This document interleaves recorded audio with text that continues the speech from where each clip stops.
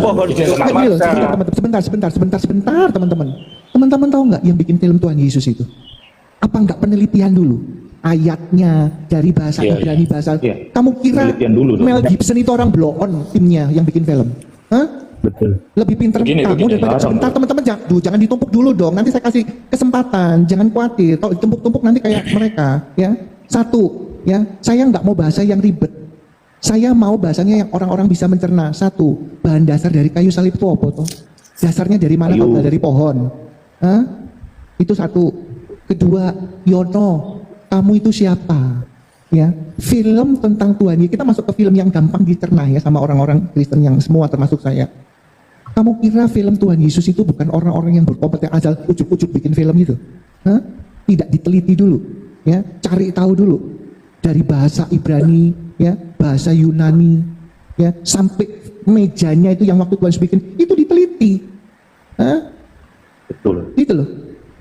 Semua yang saya mungkin ya saya pastikan dari bahasa Inggris, King James, itu semua diteliti baru dibikin. Kamu pikir timnya Mel Gibson itu orang ngodong-ngodong kayak kamu, Yono? Ya? Kamu pikirin otakmu, pengikutmu kayaknya banyak tuh, tapi ya tersesat nanti akhirnya. Shalom ya teman-teman semua juga di bawah. Ya, sebagai narasi pembuka, tentunya kita nggak bosan-bosannya ya memberitakan siapakah sesembahan yang paling benar. Siapakah yang bisa menyelamatkan kita setelah kita selesai di dunia ini? Siapakah yang memberi pengajaran-pengajaran yang sesuai ya dengan apapun? Ya, mau itu norma-norma, etika kemanusiaan, hukum, apapun, semua. Ya. Jelas kita memberitakan tentang Dia. Ya, apalagi yang paling utama, yang membawa kita selamat dunia akhirat. Itu yang paling penting. Selamat untuk selama-lamanya, memperoleh hidup yang kekal. Itu jelas. Kalau Anda tidak memahami siapakah yang kami sembah itu, sesembahan kami itu, ya, yang bernama Yesus Kristus, Anak Allah satu-satunya, dan juga Roh Kudus. Inilah kami hadir, gitu, mengenalkan kepada teman-teman yang belum mengenal. Karena hanya kita satu-satunya yang dipilih oleh Tuhan itu, ya kita semua ya. Dan kita pun diperintahkan untuk memberitakan, ini loh masalahnya. Bukan untuk kami simpan. Oh ya udah, ya aku sudah ditebus Yesus kok. Urusan kalian lah itu, nggak begitu.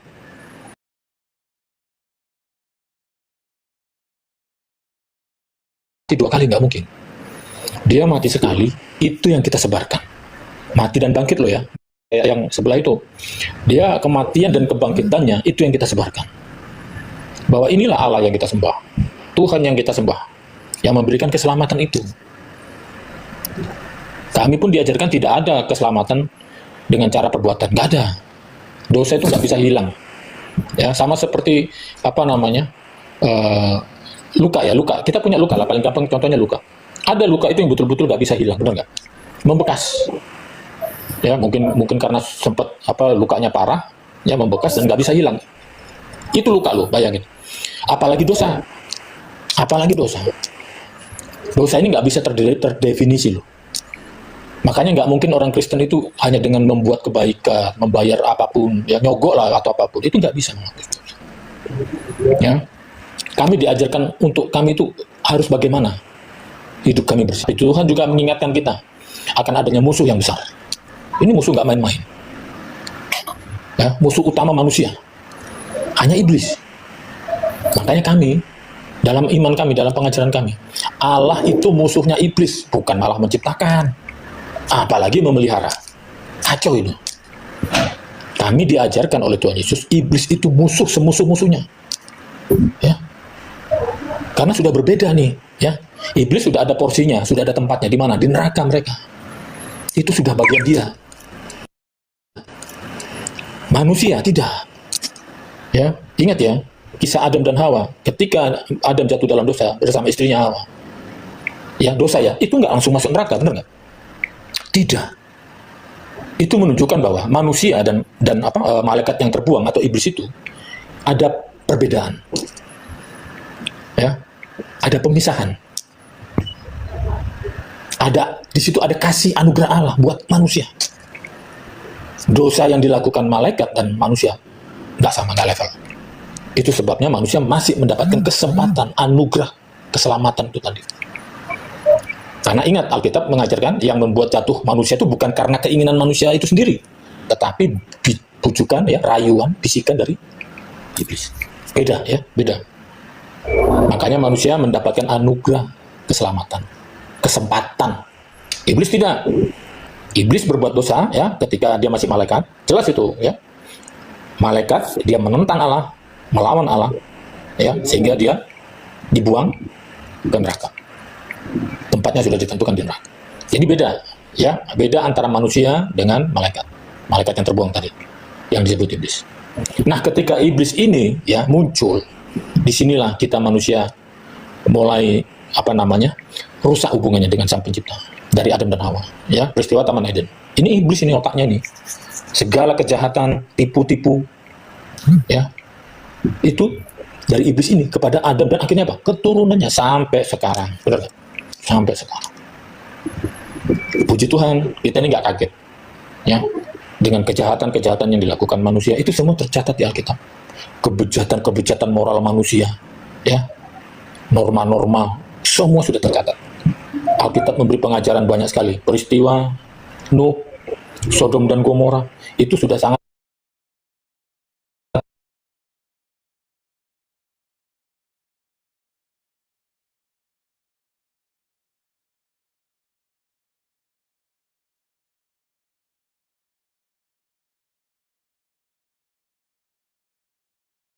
datang ke bumi dengan ajaran kasihnya, kasih dari hukum Taurat.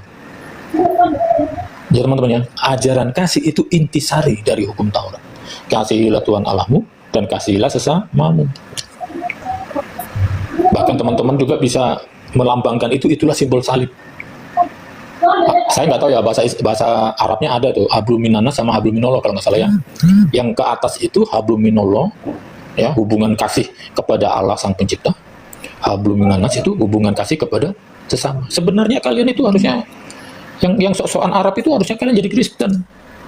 Itulah ajaran Yesus. Kasih. Salib itu kasih. Simbol kasih, bukan kutuk lagi.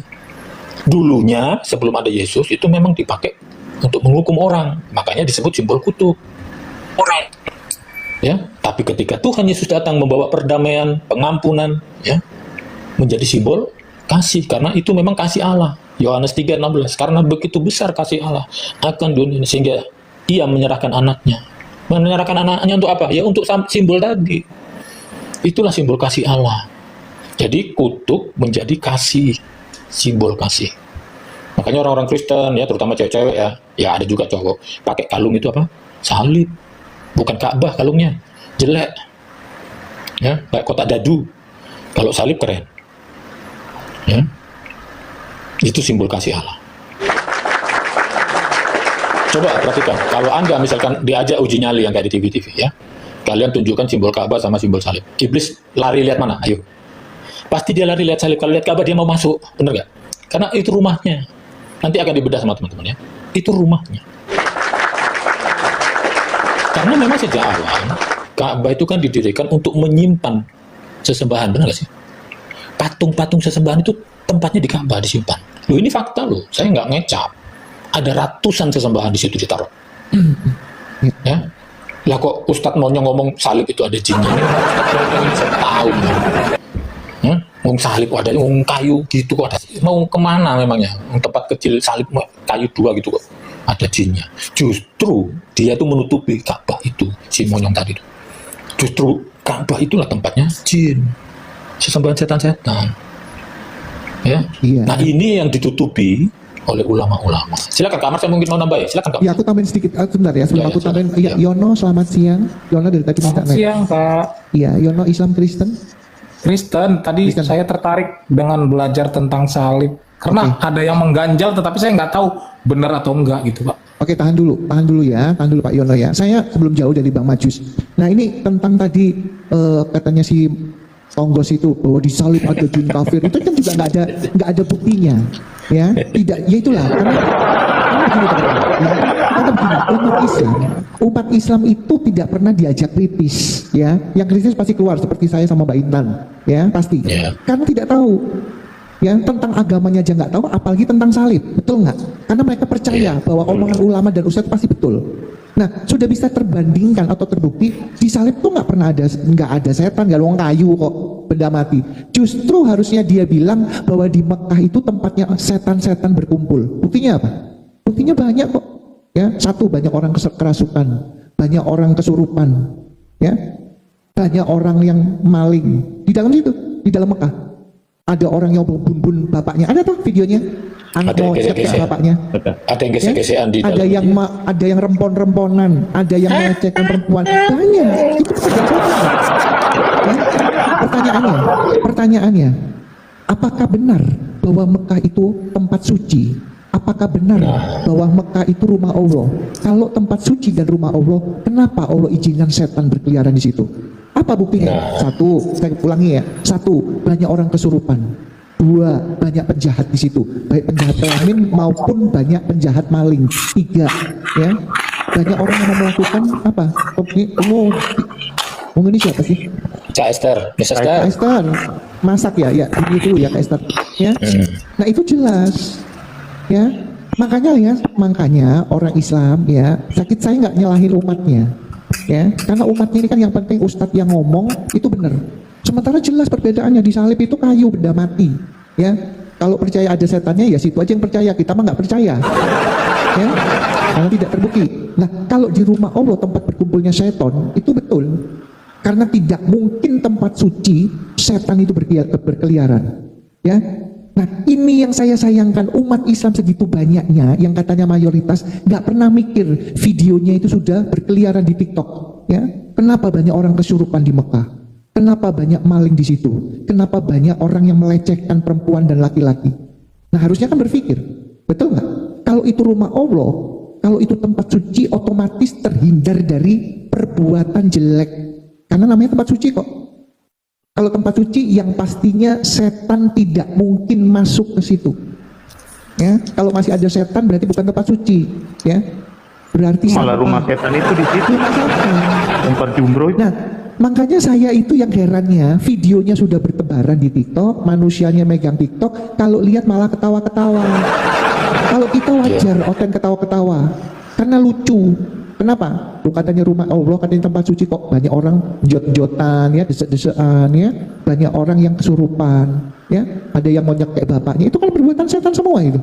Kenapa diizinkan Allah? Nah, harusnya si Somat itu harusnya ngomong, ya. Makanya kita di sini mengcounter. Somat ngomong di kayu, di salib ada setan, kita luruskan, tidak pernah ada datanya, ya. Justru yang ada setan, tempatnya setan itu rumah Allah di Mekah, jelas buktinya, ya. Di sini kita hadir untuk meluruskan dan mengcounter balik. Makanya kalau Kristen-Kristen yang cuman berdasarkan kasih nggak bisa ngikut-ngikut ke koma-koma seperti ini, ya, karena tidak mungkin kita mengcounter dari fitnah mereka, meluruskan dari fitnah mereka di gereja, nggak mungkin, ya. Ini tempatnya, Tuhan kasih wadahnya di sini, kita bebas untuk mengcounter itu, ya. Lanjutkan Bang Maju atau Ilham. Ya, saya nambahkan lagi sedikit ya. Jadi dalam kekristenan pun menghadapi iblis itu ada cara khusus. Nah, ini nggak ada di Islam. Ya.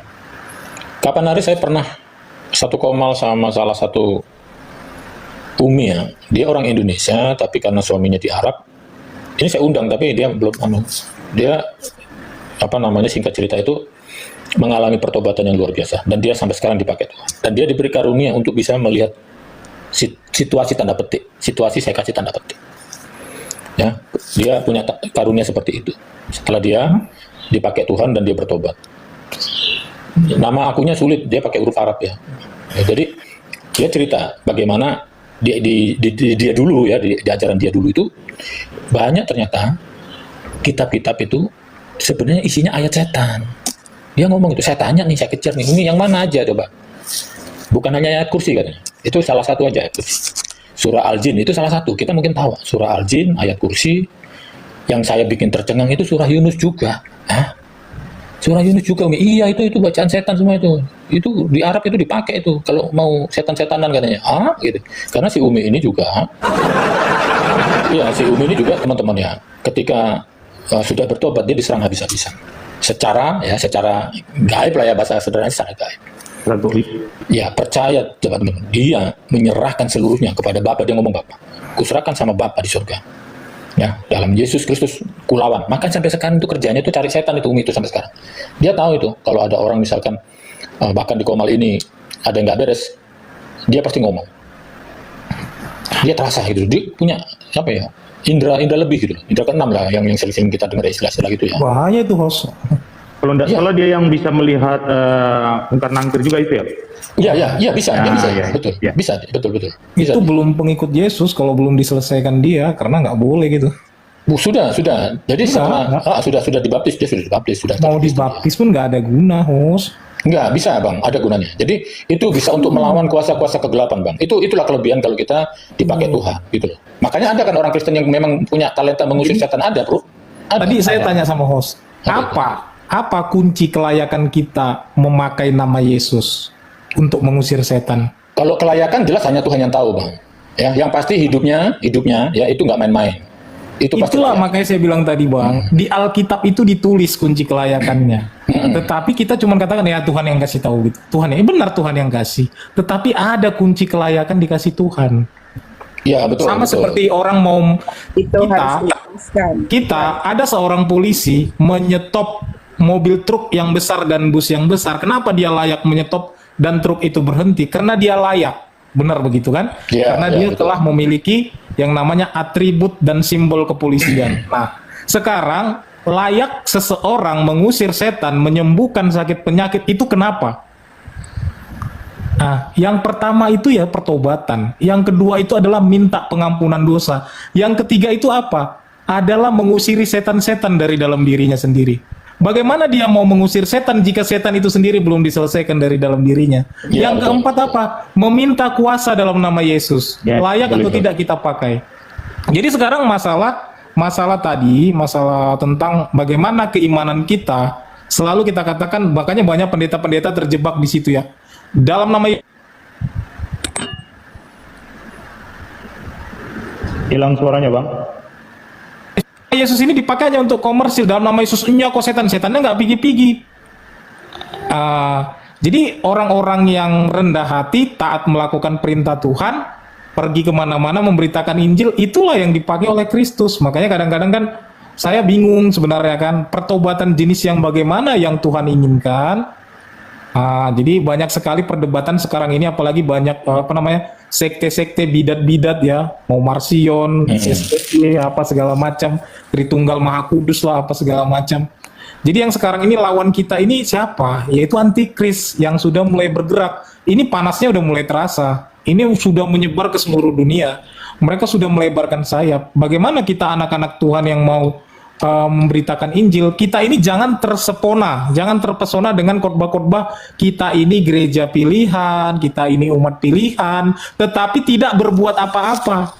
Inilah kebodohan orang Kristen, saya bilang. Kita dibilang kita ini umat pilihan, tapi tidak ada yang diberikan kepada Kristus. Nah, inilah makanya saya bilang tadi, kalau memang room ini baik untuk edukasi, untuk memaparkan tentang kerajaan sorga, memperluas kerajaan sorga, ya silakan beritakan Injil kerajaan sorga. Saya kembali gini, Bang Yono ya. Saya bilang tadi, orang-orang yang dibeli talenta itu hak prerogatif Tuhan. Nggak bisa orang mengklaim saya punya talenta, itu nggak bisa. Sama seperti Umi yang saya bilang Sebentar, tadi. Bang Maju, sebentar.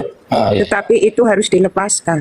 Ketika kita sudah berpindah dari maut ke dalam hidup, seharusnya kita sudah tidak berurusan dengan hal-hal begitu. Artinya kita nggak akan melihat lagi, mereka sudah ketakutan melihat kita. Begitu. Adapun pelepasan itu justru ketika setan ini melihat kita sudah ketakutan. Bukan kita melihat setan lagi, berarti itu frekuensinya masih nyambung ke alam pikiran setan. Itu harus dilepaskan. Kayak Intan dulu kan bisa melihat para malaikat maut itu. Tetapi begitu ikut Tuhan Yesus Kristus, Intan minta ke Tuhan untuk menghancurkan itu, untuk tidak bisa melihat lagi gitu loh. Karena ini berbahaya, teman-teman. Ya frekuensi kita yang masih nyambung melihat setan-setan itu bisa menyeret kita ke jurang maut, teman-teman. Makanya Tuhan itu nggak kompromi dengan spirit apapun ya di luar dia. Itu. Jadi itu harus pelepasan ya, Umi, ini harus pelepasan justru di situ. Jangan terfokus kepada hal-hal yang begitu. Tapi ada perintah Tuhan Yesus ada untuk mengusir setan juga loh. Iya, mengusir setan. Cuma kalau melihat itu masih bisa melihat. Iya, Itu berarti Intan, masih Intan. terkait. Matius 7 ayat 22-23 itu peringatan keras loh. Tuhan, Tuhan, bukankah kami mengusir setan demi namamu, menyembuhkan sakit penyakit demi namamu, membangkitkan orang mati demi namamu juga, katanya. Iya. Apa kata Yesus? Aku tidak mengenal engkau, katanya. Kenapa? Karena ini adalah Matius berapa, demi Bang? Yudas, gitu loh. Matius Ada berapa? orang-orang Matius 7 ayat 22, 23, 21, 22, 23. Banyak orang-orang Kristen memakai nama Yesus hanya untuk komersil. Makanya Yesus katakan, aku tidak kenal engkau. Hai Padahal pembuat sudah benar. kejahatan. Padahal sudah benar itu mengusir setan dan Matius 7, sebagainya. Bang. Heeh. Laskar. Iya, iya. Cuman ya itu tadi benar kata Bang Yono, dipakai untuk kepentingan lain, bukan untuk kepentingan Tuhan gitu loh. Menyembuhkan orang, mengusir setan dan sebagainya itu dipakai untuk kepentingan sendiri, komersil. Ya, ini yang Tuhan nggak suka itu di situnya, teman-teman. Di Matius 7 tadi. Itu. Ini loh Jadi Bang kalau- Haji. kalau Setan mat- ini kan takut sekali dengan Roh Kudus. Roh Kudus ini kan pancarannya luar biasa ya, bisa menghanguskan mereka. Jadi ketika orang masih bisa didekati setan gitu, itu Roh Kudusnya kemana? Karena Roh Kudus ini sangat ditakuti oleh mereka. Makanya ketika Intan begitu mengikuti Tuhan 1 tahun kemudian, Intan minta langsung Tuhan lepaskan semuanya supaya tidak melihat itu lagi gitu ya. Dan itu Tuhan kabulkan, teman-teman, puji Tuhan. Setelah itu Intan nggak bisa ngelihat yang alam-alam maut itu lagi. Karena Tuhan pun mengatakan sama Intan, itu sangat berbahaya ya ketika kita ini terhubung dengan kuasa mereka, melihat-lihat seperti itu. Itu benar-benar kita harus bersih, teman-teman. Harus bersih, harus menjadi mereka itu harus takut sama kita.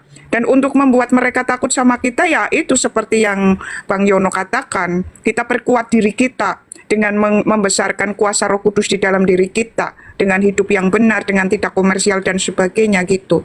Itu yang harus kita lakukan supaya mereka takut sama kita, teman-teman. Begitu, itu harus dibersihkan semuanya ya, kita itu dari penglihatan-penglihatan yang tidak penting lagi gitu. Kalau Intan dulu langsung ke Tuhan itu minta dibersihkan, Bang Yono, semuanya Jadi, itu. Mbak Intan dan Bang Majus ya, tadi berbicara salib beberapa bulan yang lalu. Ini bukan saya yang bukan saya yang temukan. Cuman saya ada berbicara dengan salah satu dubes di Indonesia, Marga Sinaga. Jadi dia berbicara sama saya, ketepatan dia seorang penginjil juga. Coba ada nggak yang tahu bentuk salib yang sebenarnya itu bagaimana dan siapa yang pertama kali menemukan salib? Hostnya tahu nggak itu? Kalau dia memberikan suatu statement sama saya masih mengkaji, saya masih menguji kebenarannya. Saya mau berbicara sama orang yang bisa bahasa Yunani dan juga nanti tentang bahasa Ibrani ya, karena saya pun tidak terlalu pintar. Salib ini sebenarnya karena di dalam bahasa Inggrisnya itu bukan salib gitu loh. Yesus itu tidak disalibkan tapi digantung di sebuah pohon gitu loh. Saya nggak bilang itu ajaran saya, tapi saya menemukan argumen itu. Bagaimana menurut Mbak Intan dan Bang Majus gitu loh? Sedikit mungkin saya bisa nambahin, Mas. Iya, tambahin. Kalau salib itu memang produksinya bangsa Roma. Ya, Itu untuk hukuman orang yang makar, yang mau menggulingkan pemerintahan yang sah. Jadi hukum mati zaman dulu itu salib. Kenapa Tuhan Yesus disalib? Kalau ada argumen lain Tuhan Yesus digantung di pohon, itu jelas salah karena melanggar dari nubuatan. Yang perjanjian lama sudah dinubuatkan bahwa nanti kakinya akan dilubangi, akan dipaku. Itu ada semua. Itu bentuk perwujudan itu ya salib itu. Makanya Tuhan Yesus hadir itu tepat sekali waktu pemerintahan bangsa Roma itu sendiri. Jadi memang sudah sinkron sekali hukum salib dengan perjanjian lama itu. Yang sudah dinubuatkan oleh nabi-nabi sebelumnya bahwa anak domba nanti akan disalib itu. Itu nubuatan sudah tergenap. Ayatnya itu, Bang, anak domba disalib, Bang. Gimana? di mana ada tertulis anak domba disalib gitu? Sebentar, Bang Yono, karena Bang Yono yang narasikan bahwa ada. Ya, enggak, sebentar. Di mana Bang Yono dapat narasi di mana itu bahwa apa namanya dulu Yesus itu di pohon atau apa? Coba silakan. Itu ketemu di mana? Karena Anda yang bawa narasi, betul. ya nggak apa-apa sih. Silakan Bang Yono. Ya, tadi ada anak saya, cuman saya ada satu perangkat pula, HP saya pecah ya. Di Kisah Para Rasul. Enggak, di pohon itu loh. Yang Anda, ini kan Bang Yono yang bawa narasi itu di publik, ya. Oke. Nah, narasi itu Anda dapat dari mana? Coba. Datanya di mana? Coba silakan, kita tunggu di sini. Bentar, boleh saya keluar sebentar, saya ambil ayatnya, boleh host? Iya, silakan, silakan. Oke, bentar ya. Mungkin Bang Majus bisa juga membantu saya bahwa nubuatan yang di perjanjian lama itu nanti manifestasi yang nyata itu kayak bentuk salib itu sudah Jadi pas. gini Yang teman-teman, ya, saya juga nggak pernah tahu bahasa Ibrani aslinya. Tapi yang pasti begini teman-teman, ya, yang pasti, ya, Alkitab itu bukan sembarangan ditulis, diterjemahkan, ya. Nggak mungkin kalau aslinya pohon nggak ditulis pohon di situ. Ya, ratusan tahun udah diterjemahkan oleh yang berkompeten, ya. Sekali lagi, Oke, makasih, makasih Bang Host. Jadi pertama kan saksi-saksi daripada penyalipan itu kan murid yang tertulis dalam Kisah Para Rasul 5 ayat 30. Di situ kan ditulis salib gitu kan? Boleh yang dibacakan pohon Host? gimana? Yang pohon yang mana? Kisah Para Rasul 5 ayat 30 itu dalam bahasa King James Version-nya pohon. Hah? Coba tunjukkan. Saya nggak bisa open cam saya, soalnya saya kan Para satu Rasul berapa? Kisah Para Rasul 5 ayat 30 dalam bahasa King James Version aja. Nanti bahasa Yunaninya boleh. Pelan-pelan ya. Ya karena saksinya kan para murid ketika penyalipan itu kan. Ini kan Jadi versi mereka Anda yang ya. saksi. Ini versi Anda ya, bukan ada Iya, sekelompok iya. orang. Bukan Ini versi saya. Anda. Kemarin saya ditunjukkan ayat itu dalam bahasa LAI itu Enggak, salib. siapa yang membawa? Siapa yang membawa? Kan Anda di sini. Iya, iya. Betul. Ya udah. Iya, iya. Ya. Oke. Oke, coba. Kisah Para Kisah Rasul 5 ayat 3. 30 Bang, 30 dalam 30. bahasa King James Version bacakan Bang.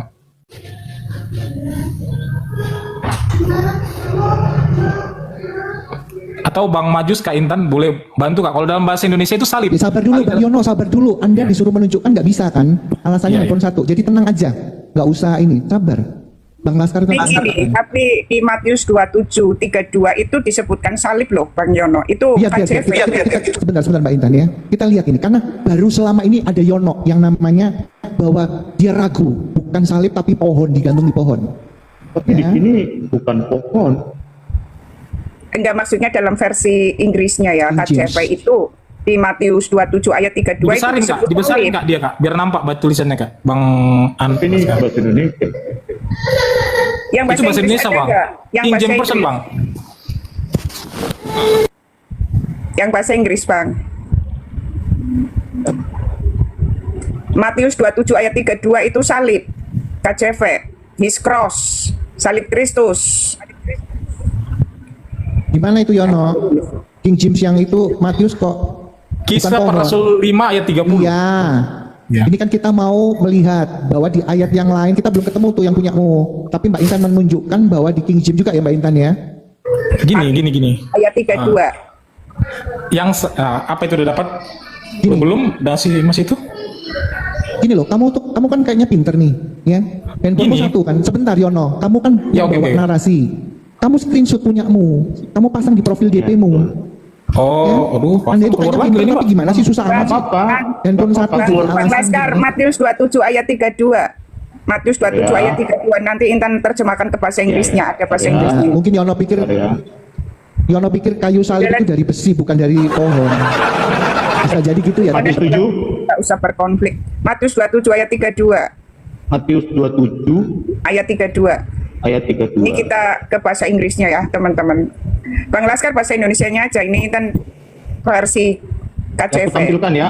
Jadi di KJV, and as they came out, they found the man of Cyrene, Simon by name, his they compelled to bear his cross. Cross itu salib, Bang Yono.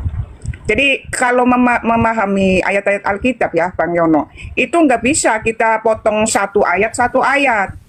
Yang Oke, menggantung Kak Intan, saya bukan mencela, Kak. Salib Enggak, ini enggak, bentuknya kita seperti itu- apa gitu kan Kak? Sebentar. Salib ini kan Kak. Bang Yono, enggak sebentar. Gini loh, ya. Ini kan jelas ini. Sekarang pertanyaannya, bahan dasar dari kayu salib itu apa toh? Kan dari pohon. Lah sekarang bentuknya pohon atau besi sih? Kayu salib. Pernah nggak lihat filmnya sih? Cross itu kan salib. Cross itu kan salib itu. Ya. Jadi gini Alkitabnya itu. Alkitab satu ayat. Kita enggak Karena kita saling buktikan, terkait. sebentar. Yono Gitu sebentar loh. kita buktikan ya. Dia ini aliran apa ya? Biar penonton tahu nih, kita naikkan dia nih. Ya. Sebentar Yono, sebentar. sekarang Yono, saya Yono, tahu. Yono, Bagus, Yono, bagus sebentar Kak. Yono. Pohon sebentar. itu Yono, tree atau cross? kamu sebentar. Kamu Kristen apa sih? Saya Kristen Protestan, saya AKBP loh Kak. Enggak, kamu mengakui Tritunggal atau AKBP bukan? loh, Kak. Saya enggak tanya AKBP, kamu aja, kamu kayaknya pinter tapi blow on. Ditanya apa, Enggak, saya aku ini kemarin berargumen tentang ini Mana, Kak. kamu, Itu di kamu berargumen sana, kesehatan sana. kamar saya izin kamar saya. Sabar. Izin teman-teman. Enggak gini, Saya lihat tadi video. sebentar, jangan ditumpuk dulu, ya. Kalau kamu memang mau, saya nggak tanya AKBP, kamu Kristen apa, tapi kamu teriak-teriak ini itu, gitu loh. Ya, yang bawa Yesus. Kamu kan tadi narasimu, dengerin ya, Yono HKBP. Yang bawa ternyata Yesus itu bukan disalib, tapi kan nggak itu. Narasimu mana? Mau kamu dari kisah para rasul atau mana bawa? Ya. Untuk salib itu walaupun tetap ya dari pohon, iya dari kayu. Kayu itu kan Penalipannya dasarnya tetap pakai pohon paku. sih. Betul. Dari pohon. Gini loh, sebentar teman-teman. Teman-teman tahu nggak yang bikin film Tuhan Yesus itu? Apa nggak penelitian dulu? Ayatnya dari bahasa Iya, Ibrani bahasa. Iya. Kamu kira Penelitian dulu dong. Mel Gibson itu orang blow on timnya yang bikin film? Hah? Betul. Lebih pinter Begini. daripada sebentar teman-teman, jangan ditumpuk dulu dong. Nanti saya kasih kesempatan, jangan khawatir. Kalau ditumpuk-tumpuk nanti kayak mereka, ya. Satu, ya, saya nggak mau bahasa yang ribet. Saya mau bahasanya yang orang-orang bisa mencerna. Satu, bahan dasar dari kayu salib itu apa tuh? Dasarnya dari mana? Kalau nggak dari pohon? Hah? Itu satu. Kedua, Yono, kamu itu siapa? Ya, film tentang Tuhan. Kita masuk ke film yang gampang dicerna ya sama orang-orang Kristen yang semua termasuk saya. Kamu kira film Tuhan Yesus itu bukan orang-orang yang berkompeten asal ujuk-ujuk bikin film itu? Hah? Tidak diteliti dulu, ya, cari tahu dulu dari bahasa Ibrani, ya, bahasa Yunani, ya, sampai mejanya itu yang waktu Tuhan Yesus bikin itu diteliti, hah? Betul. Gitu loh.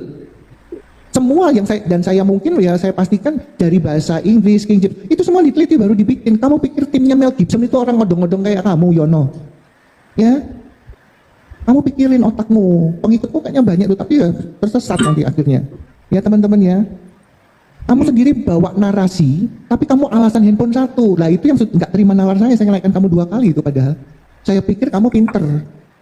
Ya, bukan kita yang kamu suruh cariin, kamu yang bawa narasi, harusnya kamu yang bawa datanya.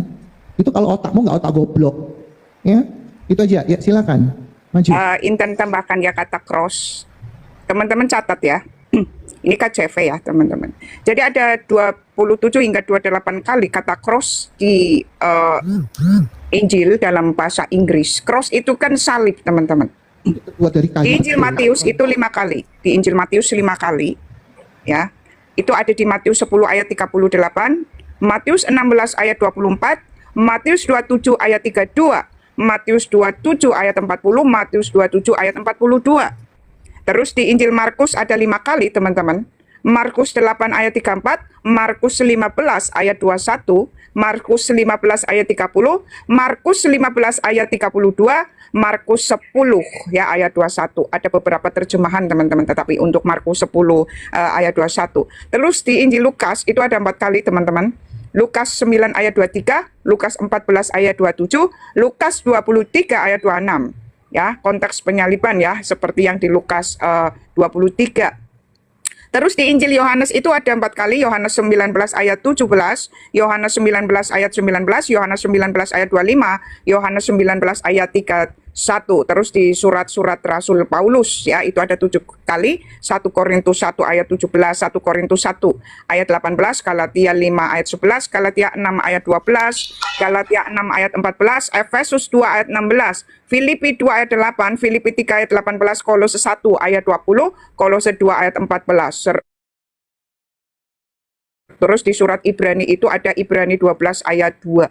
Perjanjian baru itu banyak sekali kata cross atau salib teman-teman. Silakan. Memang banyak cross. Oke, Mbak Maju silakan ya gantian. Ya jadi gini ya. Memang yang bikin teman-teman Kristen ini harus belajar lagi, yuk banyak-banyak bacalah ya. Sama seperti pertanyaan Galatia 3:13 yang digantung-gantung kan itu tuh di kayu salib.